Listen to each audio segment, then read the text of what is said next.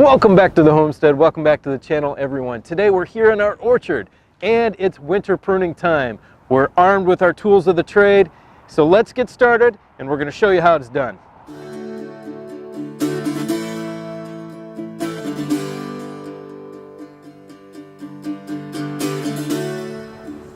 All right, first things first. We are going to remove the dead, diseased, or damaged, and also dying wood from our trees.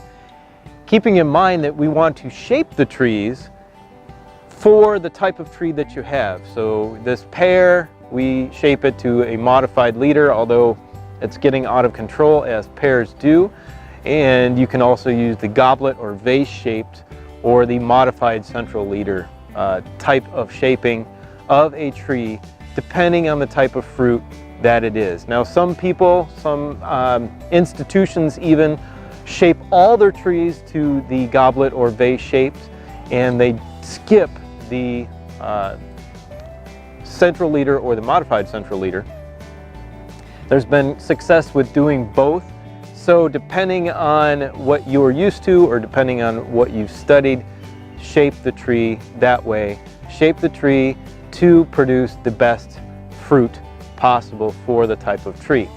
Secondly, we are going to remove crossing wood. So anything that's crossing one another, like on this pear tree, they like to grow straight up and down. These are crossing and they need to all be removed. Also, acute branches that are less than a 45 degree off of your main branches. That's because they are very weak, and if they get heavy laden with fruit, they will break. So also clustering. Usually at the ends of your branches, you'll get a lot of clustering of branches, and that's just, there's too much there, there's too much weight if any of that fruits. Mostly that's vegetative wood, but you want to remove that to give vigorous growth to the parts that you want it so that the tree doesn't spread out of control. So let's get started on all those, all the D's and the CAC, and taking care of this pear here that's getting out of control.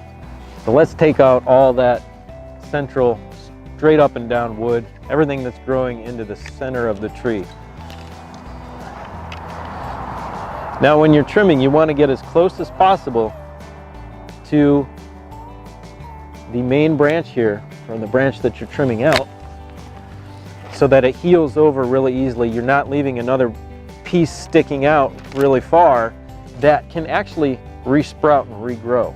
So we're here with one of our young pears, and as you can see, we've got a problem with suckering here at the bottom.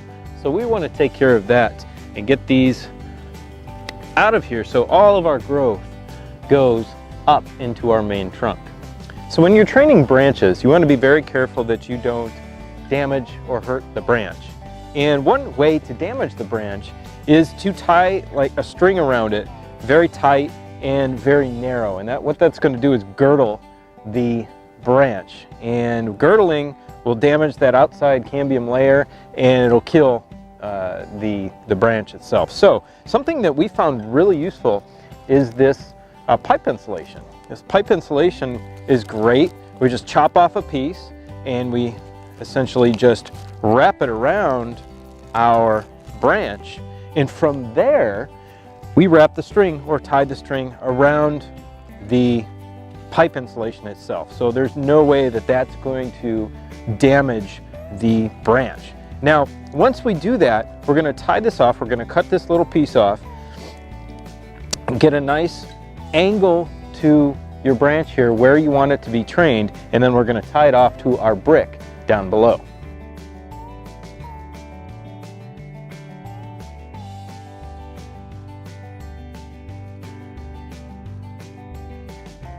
I want to show you how to check to see if your branches are alive or not, and that's really easy. So you can see over here, you just want to take a small branch like this and scratch off the bark. If it's green underneath, it's still alive. If it's brown, it's dead. As you can see, there's no life left in here. It just snaps right off. You can see in contrast that this branch right here is alive. We've got a nice green color right underneath that outer bark layer right there. So to start on this particular peach tree, it's really important that we get all of this dead, diseased, and dying wood, all the damaged wood, all of that off the tree first before we try to shape it. Make sure that you take any diseased, dead wood away from the tree. You don't want it to get back into the soil and create this vicious cycle of disease around this tree. You want to take it far away and get it away from these trees. So the last point I want to make is don't be afraid to prune your trees. You can prune up to 30% of your tree with no problem. Take away a third of the wood. You're really going to increase the health of the tree. You're going to increase the fruit production. The tree's not going to cry, it's not going to feel any pain, so don't worry about that. And it's kind of hard to over prune a tree.